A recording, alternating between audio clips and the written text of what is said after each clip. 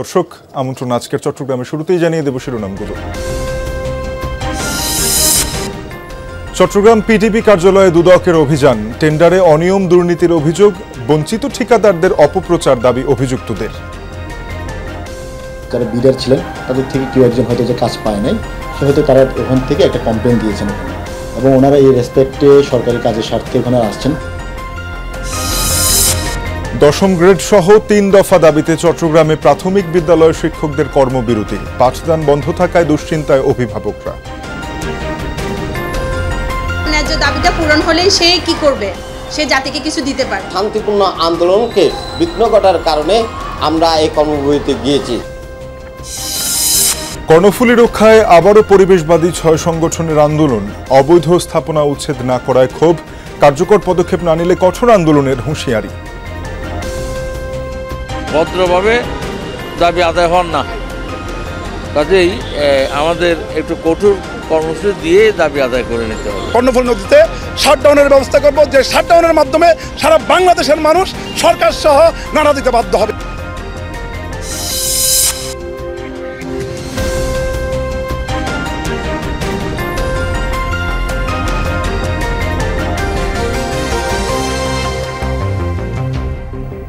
এতক্ষণ শিরোনাম দেখছিলেন, আপনাদের সাথে আছে আমি তানজিম শাফিন। এবার জানাবো বিস্তারিত। টেন্ডারে অনিয়ম দুর্নীতির অভিযোগে চট্টগ্রামে পিডিবি কার্যালয়ে অভিযান চালিয়েছে দুদক। বৈদ্যুতিক লাইন সরানোর প্রকল্পে ঠিকাদার নিয়োগে অনিয়মের তথ্য প্রমাণ সংগ্রহ করেন দুদক কর্মকর্তারা। তবে অনিয়মের অভিযোগ অস্বীকার করে এসবই বঞ্চিত ঠিকাদারদের অপপ্রচার বলে দাবি করছেন পিডিবির সংশ্লিষ্ট।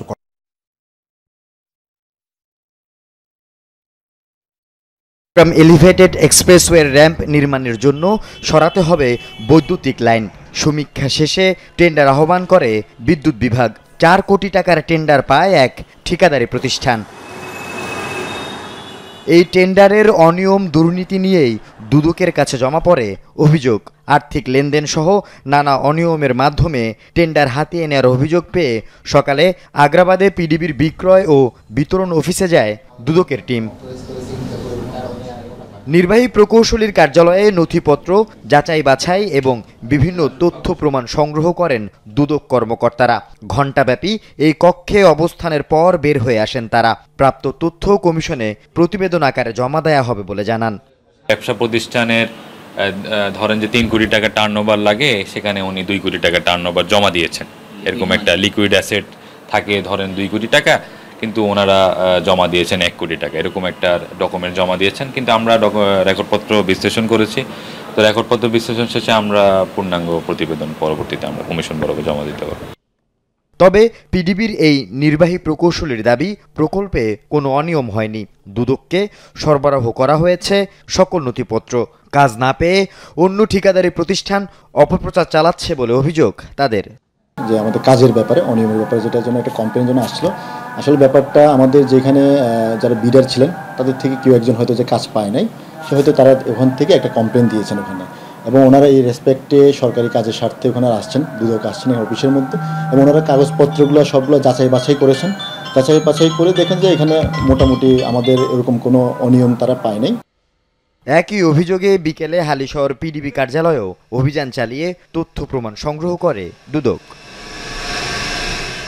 আল আমিন শিকদার, যমুনা নিউজ, চট্টগ্রাম। চট্টগ্রামে সরকারি প্রাথমিক বিদ্যালয়ের শিক্ষকদের অনির্দিষ্টকালের কর্মবিরতির কারণে হয়নি কোনো ক্লাস। শিক্ষার্থীরা স্কুলে এসেও ফিরে গেছে। বার্ষিক পরীক্ষার আগে পাঠদান বন্ধ থাকায় দুশ্চিন্তায় পড়েছেন অভিভাবকরা। দাবি আদায় না হওয়া পর্যন্ত কর্মবিরতি চালিয়ে যাওয়ার হুঁশিয়ারি দিয়েছেন আন্দোলনরত শিক্ষকরা। ঘড়ির কাঁটায় সময় সকাল 10টা। শ্রেণীকক্ষে অধীর আগ্রহে শিক্ষার্থীদের অপেক্ষা, বেজেছে ক্লাস শুরুর ঘণ্টাও, কিন্তু অনুপস্থিত শিক্ষক। এমন চিত্র চট্টগ্রাম নগরের নন্দনকাননে সরকারি ন্যাশনাল প্রাথমিক বিদ্যালয়ের। চট্টগ্রামের সব সরকারি বিদ্যালয়ের চিত্র একই। 3 দফা দাবি আদায় ও পুলিশি হামলার প্রতিবাদে সারা দেশের মতো চট্টগ্রামেও শিক্ষকদের অনির্দিষ্টকালের কর্মবিরতির কারণে হয়নি পাঠদান কার্যক্রম। একটা সম্মানজনক অবস্থান দিতে হবে, তারপর তার ন্যায্য দাবিটা পূরণ হলেই সে কি করবে? সে জাতিকে কিছু দিতে পারবে। কিছু পোস্ট হয়েও তারা আমাদের থেকে উচ্চতর উঁচু গ্রেডে বেতন পাচ্ছে। আমরা যে শান্তিপূর্ণ আন্দোলনকে বিঘ্ন ঘটার কারণে আমরা এই কর্মবিরতিতে গিয়েছি। দাবি আদায় না হলে স্থায়ীভাবে পাঠদান থেকে বিরত থাকাসহ কঠোর আন্দোলনের হুঁশিয়ারি দেন আন্দোলনরত শিক্ষকরা। 16তম গ্রেড থেকে যে হঠাৎ করে যদি 10ম গ্রেডে আসতে পারে, অনেকেই অনেক সেক্টরে হয়েছে এটা, তাহলে আমরা নই কেন? আমাদের পিঠ দেওয়ালে ঠেকে গেছে বলে আজকে আমরা এই আন্দোলনে নামতে বাধ্য হয়েছি, না হলে আমাদের তো এখানে থাকার কথা না। যদি আমাদের দাবি দাওয়া মেনে না নেওয়া হয় এবং আমাদের যাদেরকে ধরে নেওয়া হয়েছে তাদেরকে ছেড়ে দেওয়া না হয়, তাহলে অবশ্যই আমাদের আন্দোলনটা চলতে থাকবে। শিক্ষকদের কর্মবিরতির কথা জানতেন না বেশিরভাগ শিক্ষার্থী ও অভিভাবক। সামনেই বার্ষিক পরীক্ষা, এমন সময় ক্লাস না হওয়ায় দুশ্চিন্তায় অভিভাবকরা। এগুলোর সম্বন্ধে আমরা যদি বলতে পারতাম, কোনো কিছু জানতাম, তাহলে আমরা অবগত থাকতাম অভিভাবকরা, কিন্তু আমরা এগুলোর সম্বন্ধে কিছু জানিও না। সমর্থ করার মতো না, মানে সামনে ওদের পরীক্ষা চলতেছে, এখন যদি টিচাররা এরকম করে ওদের ফলাফল খুব খারাপ হবে। ছাত্রছাত্রীরা বলবে যে টিচাররা আমাদেরকে ক্লাস করাচ্ছে না, আমরা কি করব, তখন তো ওরাই হয়ে যাবে, অবহেলিত হয়ে যাবে। জোবায়েত ইবনে শাহাদাত, যমুনা নিউজ, চট্টগ্রাম। চট্টগ্রামের প্রাণ হিসেবে পরিচিত কর্ণফুলী নদীর রক্ষায় আবারও আন্দোলনে নেমেছে পরিবেশবাদী 6 সংগঠন। দখলে দূষণে বিপন্ন এই নদীর 2 পাড় থেকে অবৈধ স্থাপনা উচ্ছেদ না করায় ক্ষোভ প্রকাশ করেন কর্মসূচিতে অংশগ্রহণকারীরা। নদী বাঁচাতে অবিলম্বে কার্যকর পদক্ষেপ না নিলে নৌযান চলাচল বন্ধ করে দেয়া সহ কঠোর আন্দোলনের হুঁশিয়ারি দিয়েছেন তারা। 1985 সালে চট্টগ্রামের কর্ণফুলী নদীর শাহ আমানত সেতু এলাকায় প্রশস্ততা ছিল 952 মিটার। দখল ও ভরাটে এখন তা নেমে এসেছে 400 মিটারে। 2 পাড়ে অবাধে চলছে দখল। নির্মিত হয়েছে শিল্প কারখানা, ঘরবাড়ি, ব্যবসা প্রতিষ্ঠান সহ শত শত অবৈধ স্থাপনা। কমেছে নদীর প্রশস্ততা। এক কথায় দখলে দূষণে বিপন্ন কর্ণফুলী। জেলা প্রশাসন অবৈধ স্থাপনা চিহ্নিত করলেও তা উচ্ছেদ করে নদী রক্ষার কোনো উদ্যোগ না নেওয়ার প্রতিবাদে চট্টগ্রামের চেরাগি পাহাড় মোড়ে মানববন্ধন করে পরিবেশবাদী 6টি সংগঠন। দ্রুত ব্যবস্থা না নিলে আরও কঠোর আন্দোলনের হুঁশিয়ারি দেয়া হয় কর্মসূচি থেকে। ভদ্রভাবে দাবি আদায় হন না, কাজেই আমাদের একটু কঠোর কর্মসূচি দিয়ে দাবি আদায় করে নিতে হবে। 1 সপ্তাহের মধ্যে অবৈধ যারা দখলদার আছেন তাদেরকে উচ্ছেদ করার জন্য বর্তমান সরকারের মাননীয় জেলা প্রশাসক, বিভাগীয় কমিশনার প্রতি আমরা অনুরোধ জানাচ্ছি। কর্ণফুলী নদীতে শাটডাউনের ব্যবস্থা করব, যে শাটডাউনের মাধ্যমে সারা বাংলাদেশের মানুষ সরকার সহ নাড়া দিতে বাধ্য হবে। দখলদারদের পাশাপাশি চট্টগ্রাম বন্দরের বিরুদ্ধেও নদী ভরাটের অভিযোগ তোলেন আন্দোলনকারীরা। পাশাপাশি বন্দরের ও সরকারি কৌশলীরা দখলদারদের পক্ষে অবস্থান নিচ্ছে বলে অভিযোগ করেন। এটা যদি দখলমুক্ত করা না যায়, তাহলে এখানে হাজার হাজার কোটি টাকার প্রকল্প করেও চট্টগ্রামকে সাময়িকভাবে হয়তো মুক্তি দেওয়া যাবে, জলাবদ্ধতা থেকেও মুক্তি দেওয়া যাবে না। অবৈধ স্থাপনা উচ্ছেদ করছে না, তার উপর এখন সরকারের অতিরিক্ত অ্যাটর্নি জেনারেল আসামিদের পক্ষ নিয়ে হাইকোর্টে নতুন করে এই স্ট্যাটাসকে নেওয়ার জন্য মামলা লড়ছে। দখলদারীদের পক্ষে আসলে নৈতিক অবস্থান থেকে থাকা কোনো আইনজীবীরই কিনা উচিত না, সেটা একটা নৈতিকতা বিরোধী কাজ হিসেবে আমি মনে করি। জোবায়েত ইবনে শাহাদাত, যমুনা নিউজ, চট্টগ্রাম। দলীয় নেতাকর্মীদের অংশগ্রহণে চট্টগ্রামের চান্দনাইশে সংহতি শোভাযাত্রা সমাবেশ করেছে বিএনপি ও অঙ্গ সংগঠনগুলো। গাছবাড়িয়া বরগুনি ব্রিজ থেকে বেরিয়ে বিশাল শোভাযাত্রাটি আশপাশের বিভিন্ন সড়ক প্রদক্ষিণ করে, পরে গাছবাড়িয়া সরকারি কলেজের সামনে গিয়ে শেষ হয়। শোভাযাত্রার আগে সমাবেশে দলের নেতারা বলেন, চন্দনাইশে বিএনপি নেতাকর্মীরা নতুন কোনো ফ্যাসিস্টের কাছে জিম্মি হতে থাকতে চায় না। আগামী নির্বাচনে ধানের শীষ প্রতীক ছাড়া আর কাউকেই প্রার্থী হিসেবে নেতাকর্মীরা মেনে নেবে না বলে হুঁশিয়ারি করেন বক্তারা। সমাবেশে চন্দনাইশ উপজেলা বিএনপি নেতা নুরুল আনোয়ার চৌধুরী সহ অন্যান্যরা বক্তব্য রাখেন। নানা আয়োজনে চট্টগ্রামের ফটিকছড়িতে অনুষ্ঠিত হয়েছে বাংলাদেশ গীতা শিক্ষা কমিটির অভিষেক অনুষ্ঠান।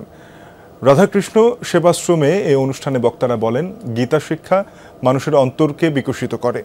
আলোকিত সমাজ গড়তে এই কার্যক্রম ছড়িয়ে দেওয়ার আহ্বান জানান তারা। এছাড়া দিনভর চলে মঙ্গল প্রদীপ প্রজ্বলন, সমবেত গীতাপাঠ এবং সঙ্গীত পরিবেশন। অনুষ্ঠানে সংগঠনের কেন্দ্রীয় সংসদের উপদেষ্টা ও সভাপতি এবং ফটিকছড়ি শাখার সভাপতি সহ বিভিন্ন সনাতনী সংগঠনের নেতারা উপস্থিত ছিলেন।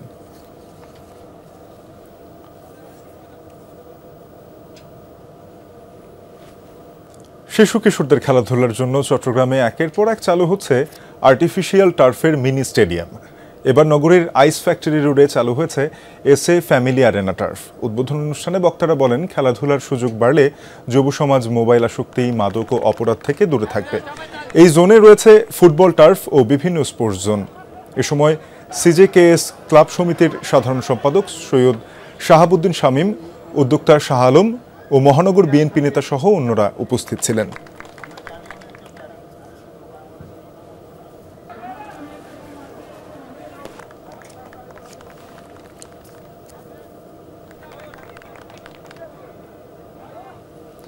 শিক্ষক, শিক্ষার্থী ও অভিভাবকদের অংশগ্রহণে চট্টগ্রামের বহদ্দার হাটে অনুষ্ঠিত হয়েছে অ্যাডমিশন কার্নিভাল। সুন্নাহ স্কলার্স ইন্টারন্যাশনাল স্কুল আয়োজিত অনুষ্ঠানে শিক্ষাবিদরা বলেন, আধুনিক শিক্ষার সাথে ধর্মীয় শিক্ষার সমন্বয় সময়ের দাবি। গুণগত মান, পাঠদানে ভিন্নতা এবং নতুন প্রজন্মকে যোগ্য নাগরিক হিসেবে গড়ে তুলতে যুগোপযোগী পদক্ষেপ গ্রহণের কথা জানিয়েছেন তারা। অনুষ্ঠানে ইস্ট ডেল্টা ইউনিভার্সিটির উপাচার্য ডক্টর নাজিম উদ্দিন, অধ্যাপক ডক্টর আকবর হোসেন সহ শিক্ষক ও অভিভাবকরা উপস্থিত ছিলেন।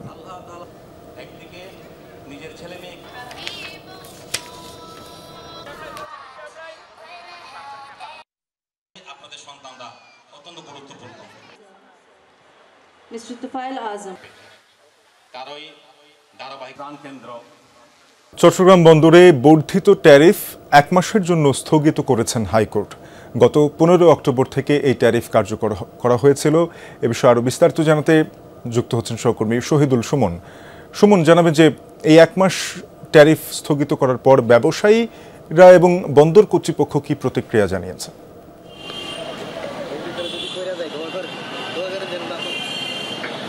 শাফিন, ব্যবসায়ীরা বা বন্দর ব্যবহারকারীরা দীর্ঘদিন ধরেই তাদের যে দাবি সেটি হচ্ছে যে অর্থাৎ যে 15 অক্টোবরের আগে থেকেই তো আসলে এই যে ট্যারিফ বৃদ্ধির যে কার্যক্রম সেটি আসলে শুরু হয়েছিল। আমি যদি বলি, গত 24 জুলাই যে বন্দরের যে প্রস্তাবিত ট্যারিফ সেটি অর্থ মন্ত্রণালয় অনুমোদন দেয়। তারপর থেকে আমরা ব্যবসায়ীদের পক্ষ থেকে বেশ ক্ষোভ আমরা দেখেছিলাম। তারা বলছেন যে এই ট্যারিফ বৃদ্ধি বা কার্যকর হলে তারা বেশ লোকসানের সম্মুখীন হবে।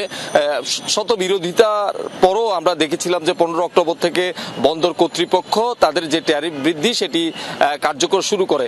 বন্দর কর্তৃপক্ষের দাবি হচ্ছে তারা 86 বছর পর অর্থাৎ এতদিন পরেই তারা কিন্তু তাদের যে ট্যারিফ বৃদ্ধি সেটি আসলে করেছেন। অর্থাৎ সর্বশেষ 1986 সালে যে ট্যারিফ বৃদ্ধি সেটি হয়েছিল।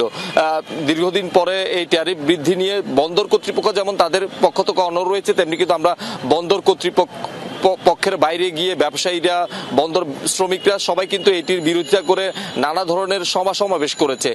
সর্বশেষ বাংলাদেশ মেরিন ল অ্যাসোসিয়েশন নামে একটি সংগঠন, তারা জনস্বার্থে একটি রিট করেছে হাইকোর্টে। সেটি আমরা যতটুকু জানি 20 অক্টোবর তারা রিটটি করেছিলেন এবং সেটি যাচাই বাছাই শুনানি শেষে কিন্তু আজকে যে 1 মাসের জন্য তাদের যে স্থগিতাদেশ সেটি দিয়েছেন। আমরা যতটুকু জানতে পেরেছি, বিচারপতি কাজী জিনাত হক ও আইনুন নাহার সিদ্দিকা এই আদেশ দেন এবং তারপর থেকে আমরা দেখছি যে সাধারণ যারা ব্যবসায়ীরা রয়েছেন, বন্দর ব্যবহারকারীরা রয়েছেন, তাদের মধ্যে কিছুটা হলো স্বস্তি তারা প্রকাশ করছেন। তারা বলছেন যে এটি 1 মাসের জন্য স্থগিত করলে হবে না, তারা পুরোপুরি এটি মওকুফ চান, অর্থাৎ এটি একেবারেই বাদ দিতে হবে। তা না হলে তাদের যে অনেক ব্যবসায়ী সংগঠনের পক্ষ থেকে কিন্তু ইতিমধ্যে দুর্বার আন্দোলনের ঘোষণা তারা দিয়েছেন, সেদিকেই তারা যাবেন। কিন্তু বন্দর কর্তৃপক্ষ বলছে যে তারা এখনো পর্যন্ত এই আদেশটির কোনো কপি এখনো তারা হাতে পাননি। তারা যখন এই রায়ের কপিটি তারা পাবেন, পরবর্তীতে তারা তাদের মতো করে যে আইনগত ব্যবস্থা গ্রহণ করার কথা সেটি তারা করবে। তবে ব্যবসায়ীদের পক্ষ থেকে কিন্তু বারবারই দাবি উঠছে এই যে ট্যারিফ বৃদ্ধি সেটি একেবারেই যাতে আগের জায়গায় রাখা হয়, কারণ তারা দাবি করছে যে বন্দর কোনোভাবেই লোকসানি কোনো প্রতিষ্ঠান নয়। তারা বলছেন যে সরকারি প্রতিষ্ঠানগুলোর মধ্যে বন্দরই আসলে সবচেয়ে বেশি লাভ করে থাকে। ফলে এই এমন একটি লাভজনক প্রতিষ্ঠান আবারও নতুন করে ট্যারিফ বৃদ্ধি করে ব্যবসায়ীদের আসলে ক্ষতি করার মতো করে একটি ট্যারিফ তারা বৃদ্ধি করছে, সেটি আসলে কোনোভাবেই তারা মেনে নিতে পারছে না। এর বাইরে আরো একটি বিষয় তারা যোগ করছেন, সেটি হচ্ছে যে যেহেতু এই ট্যারিফ যদি বন্দর ব্যবহারকারীদের দিতে হয় সেক্ষেত্রে কিন্তু এই ট্যারিফের বোঝা কিন্তু সাধারণ মানুষের ঘাড়ে গিয়েই পড়বে।